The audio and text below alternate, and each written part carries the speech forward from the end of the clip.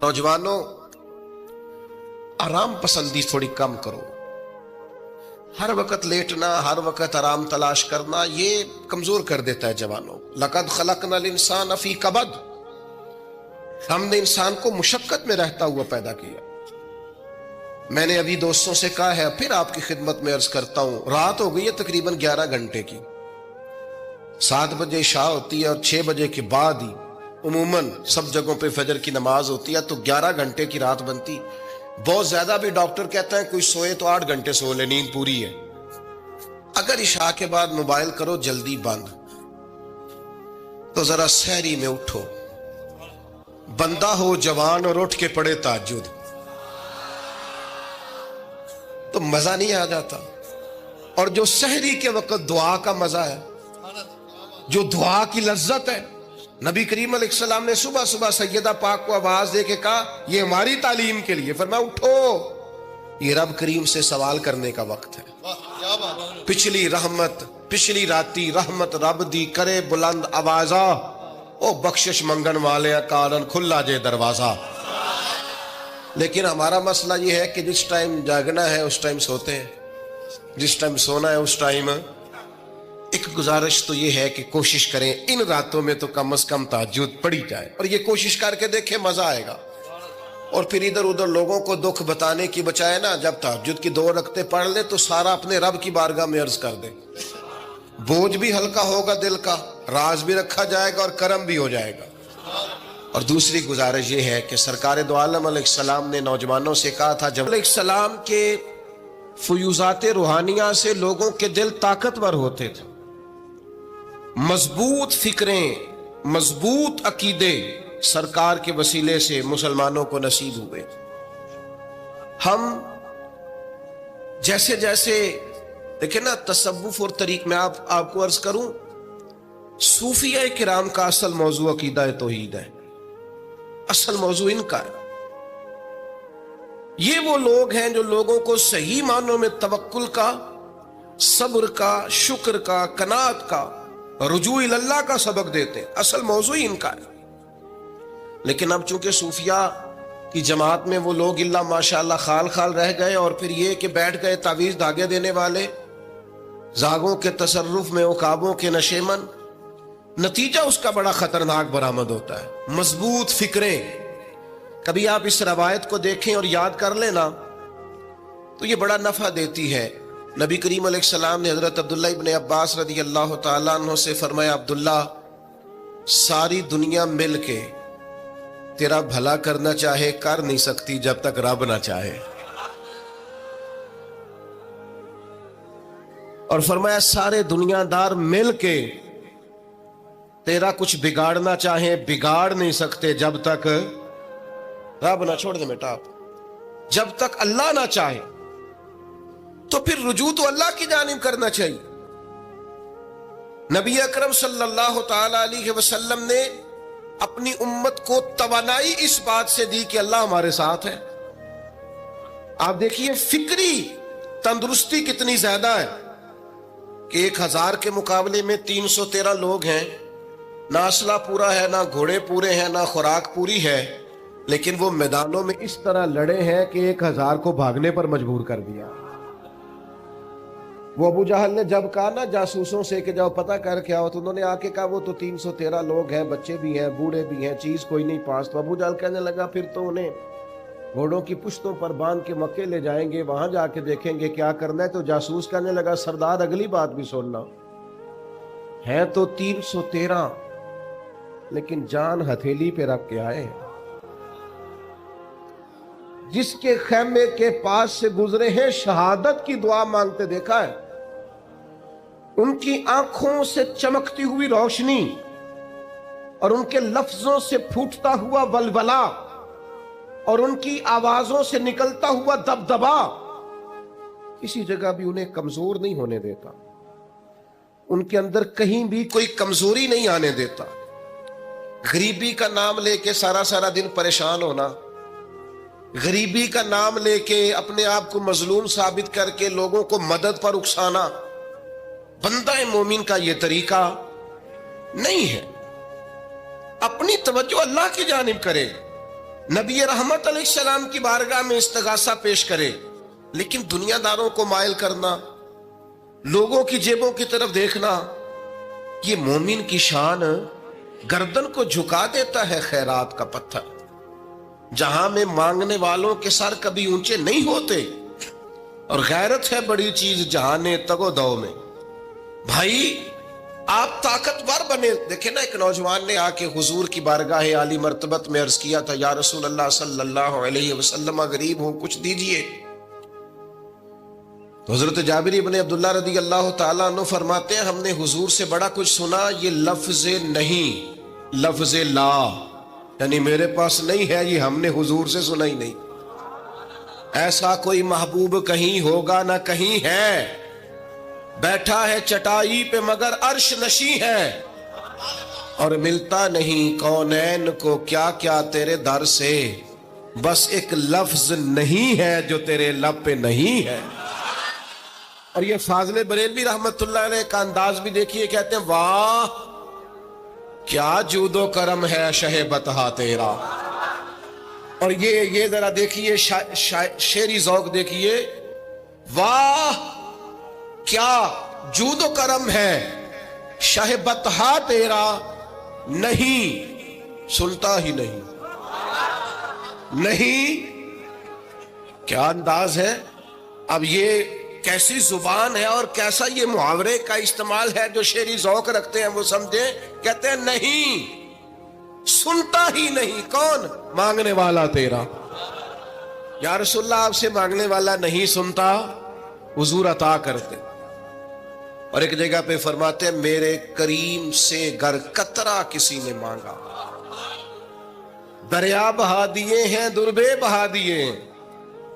حضور تو دیتے، پر نوجوان نے جب آ کے عرض کی نا، یا رسول اللہ صلی اللہ علیہ وسلم کچھ دیجئے، وہ جوان ہو، چڑھتی جوانی ہو، اور پھر وہ سوال کرے۔ ہمارے ساتھ ایک دوست پڑھا کرتا تھا، یہ 3 مہینے کی چھٹیاں ہوتی تھی تو وہ مستریوں کے ساتھ مزدور لگ جاتا۔ ہم نے اسے کہا، یار تو مطلب 9th 10th کے اندر مزدوری کرنے جانا، تو کہندا سی یار میں قد میرا ایڈا بڑا، ان ابا جی کو مانگ دیا شرم ہوندی۔ یہ سوچ نوجوانوں میں پیدا ہونی ضروری ہے۔ اب میں ابا جی سے مانگوں، مجھے تو دینا چاہیے۔ اس نے آ کے عرض کی، یا رسول اللہ صلی اللہ علیہ وسلم کچھ دیجئے، تو حضور فرمانے لگے تیرے پاس کچھ بھی نہیں۔ اس نے کہا ایک پیالہ ہے میرے پاس گھر میں اور ایک کمبل ہے۔ اتنا غریب بندہ ہے کوئی محفل میں جس کے گھر میں ایک ہی پیالہ ہو، ایک ہی کمبل ہو؟ کوئی بھی نہیں اتنے بڑے مجمع میں۔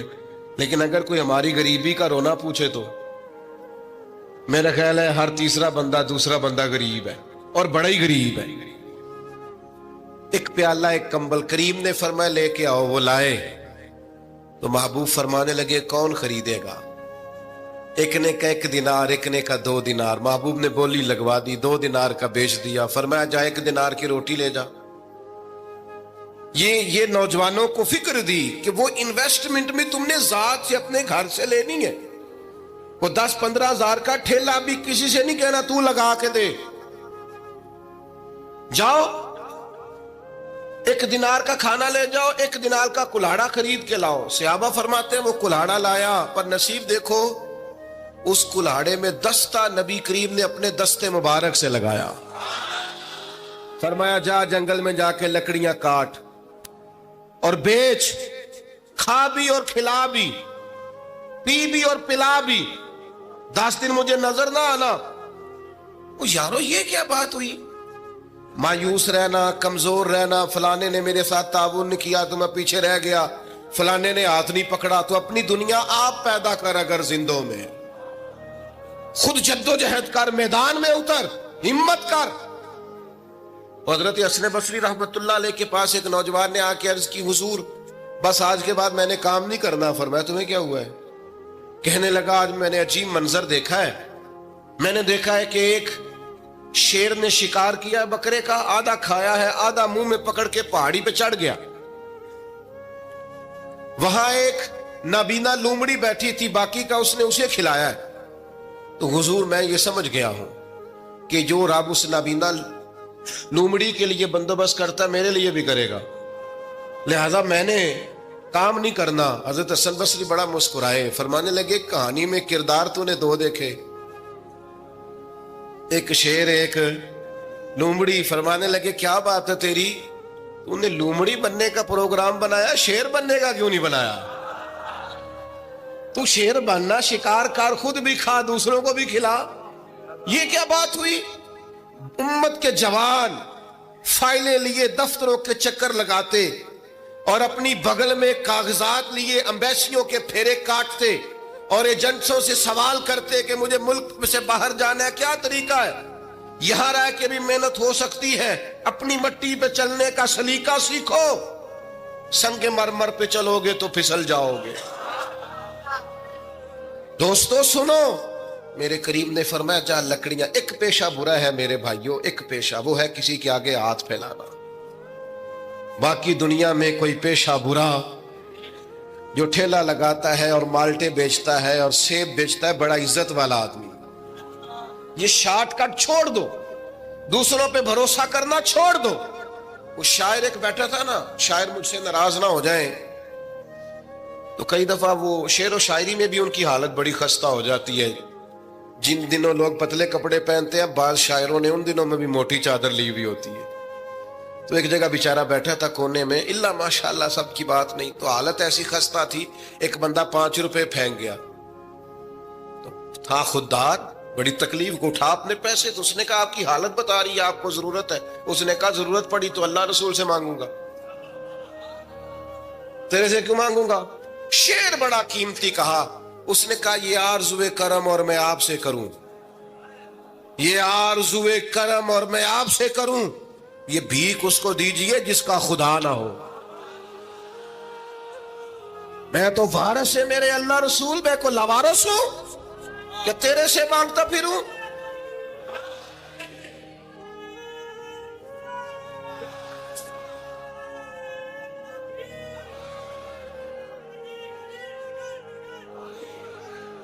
ماشاءاللہ ماشاءاللہ.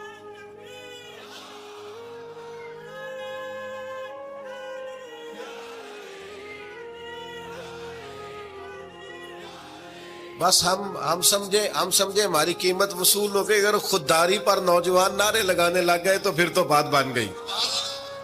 لگتا ہے محنت کا ارادہ بن گیا ہے. انشاءاللہ تعالی کشکول ٹوٹنے کا ٹائم آ گیا ہے. کرم کی برکھا برسے گی, یہی ملت کا جوان قیادت کرے گا. اور یاد رکھنا, ہمیشہ قیادتیں غریبوں کے بچوں نے کی ہیں, جنہوں نے آدھی قیمت پہ کتابیں لے کے پڑھی ہیں, بڑی ڈگریاں انہوں نے حاصل کی ہیں. یہ کمزور نہ پڑھو. نبی پاک داعیہ اللہ ہے, حضور نے جگایا ہے, 15 دن نظر نہ آنا, مزدوری کر. وہ نوجوان 15 دنوں کے بعد آیا. اب تیرا حال کیا ہے؟ اس نے کہا حضور پہلے ایک پیالہ تھا نا, اب سارے گھر کے برتن بن گئے. پہلے ایک بستر تھا, اب سارے گھر کے بستر. اور نوجوانوں, ہم نے سہارا بننا ہے. ماں سے کہنا ہے اب تو نے آنسو نہیں بہانے, تیرا پتر بڑا ہو گیا ہے. بہن سے کہنا ہے اب تو کبھی پریشان نہیں ہوگی, تیرا بھائی بڑا ہو گیا ہے. بوڑھے باپ کے پاس بیٹھ کے کہنا ابا جی بس اب آنسو پوچھ دو, آج کے بعد پریشان نہیں ہونا, پتر جوان ہے. اپنی بیوی سے, بچوں سے کہنا کہ کسی خواہشات پوری کرنے کے لیے تمہیں دیر تک انتظار نہیں کرنا پڑے گا, ہم میدان میں ہیں. بس اپنی مٹی پہ چلنے کا سلیقہ سیکھو, سنگ مرمر پہ چلو گے تو پھسل جاؤ گے. نبی پاک نے محنت کو سپورٹ کیا ہے, مشقت کو سپورٹ کیا. حضور علیہ السلام نے فرمایا سب سے بہترین کمائی وہ ہے جو تو اپنے 2 ہاتھوں سے محنت کر کے کھاتا ہے. فرمایا اللہ کے نبی حضرت داؤد علیہ السلام محنت کر کے کمایا کرتے. سنگیوں کام کرنا. اور دوسری بات, بھروسہ اللہ رسول پہ. بھروسہ, ادھر دیکھو میری طرف, دنیا داروں سے امیدیں لگا لیتے ہو بہت زیادہ, تو دنیا دار بندے بیچارے کمزور ہوتے ہیں. جی یہ الیکشن کے دن تھے, گزشتہ سے پیوستہ الیکشن جو گزرا ہے, تو میرا ایک پیار والا دوست بھی ایک ایم کے امیدوار کا بڑا ووٹر سپورٹر تھا. یہاں اس نے اس کا بیج فوٹو والا لگایا ہوا تھا. میں رات کو دیر سے جلسے سے لوٹ رہا تھا, تو وہ کھڑا تھا باہر, اور اندر امیدوار صاحب تقریر کر رہے تھے. میں نے کہا ادھر آ. وہ آ گیا. میں نے کہا تو بڑا ووٹر سپورٹر ہے, جا تقریر سن جا کے, تیرا لیڈر تقریر کر رہا ہے, تو باہر گھوم رہا ہے. کہندا ہے پیر صاحب جھوٹ پیا ماردا جو سارے, جھوٹ بول رہا ہے, کرنا کرانا کچھ نہیں. تو میں کہ یار جی ایڈے پکے ووٹر سپورٹر نو بھی پتا ہے کہ جھوٹ پیا ماردا ہے, تو ہم تو ویسے ہی سپورٹر نہیں ہیں. ہم نے تو کی محبت تو سیاست کا چلن چھوڑ دیا. ہم اگر عشق نہ کرتے تو حکومت کرتے. او بھائی, جب پکے ووٹر سپورٹروں کو امیدیں نہیں ہیں تو آپ کن سے امیدیں لگائے بیٹھے ہیں؟ آپ جدوجہد کریں اور امیدیں اللہ رسول سے. نبی پاک علیہ السلام نے فرمایا جو رب پہ بھروسہ کرے گا اللہ کی رحمت اس کی کفایت کرے گی. وَإِن يَتَوَكَّلْ عَلَى اللَّهِ فَهُوَ حَسْبُهُ, وہ اللہ پہ بھروسہ کرے گا اللہ اس کے لیے کافی ہو جائے گا. ادھر دیکھو یار موبائلوں والے دوستوں, بات سنو. گھبراہٹ نہیں, ٹینشن نہیں, انزائٹی نہیں, ڈپریشن نہیں. مومن اور ڈپریشن, مومن اور انزائٹی, مومن اور ٹینشن. او جی مجھے پتہ نہیں مجھے کیا ہو رہا ہے, جی مجھے خوف آتا ہے. آپ کو خوف آتا ہے مومن ہو کے؟ آپ کو یہ کرونا کے دن تھے تو مجھے لے گئے ایک سرکاری ہاسپٹل میں, آپ کچھ یہاں بات کریں, لوگوں کو حوصلہ دیں. تو ایک ڈاکٹر صاحب مجھ سے کہنے لگے جی مجھے نا تنگ جگہ بڑی گھٹن ہوتی ہے, تو موت سے بڑا ڈر آتا ہے, قبر تو بڑی تنگ ہوتی ہے. میں نے کہا ڈاکٹر صاحب کچھ بھی. کہنے لگے سانس ہی نہیں آتا, چاروں جانب سے بند ہے. تو میں نے کہا بچہ بھی تو ماں کے پیٹ میں سانس لیتا ہے نا. آپ نے تو سبحان اللہ کہا. وہ ڈاکٹر تھے, انہوں نے نہیں کہا. وہ کہنے لگی جی اتنے اماں لیندی صاحب. ہنستے نہیں جی, باتیں ہنسنے کو نہیں سنا رہا, میں فکری باتیں کر رہا ہوں. کہا وہ تو اماں آکسیجن لیتی ہے تو بچے کو جاتی ہے. تو میں نے کہا چلے ڈاکٹر صاحب وہ جو انڈے سے بچہ نکلتا ہے اس کے تو چاروں جانوں کوئی صورت نہیں ہوتی سانس کی. تو مجھے کہنے لگے آپ کہنا کیا چاہتے ہیں؟ میں نے کہا میں یہ کہنا چاہتا ہوں قبر کی دو حالتیں ہیں. قبر دوزخ کے گڑھوں میں سے گڑھا بھی ہے اور جنت کے باغوں میں سے باغ بھی ہے.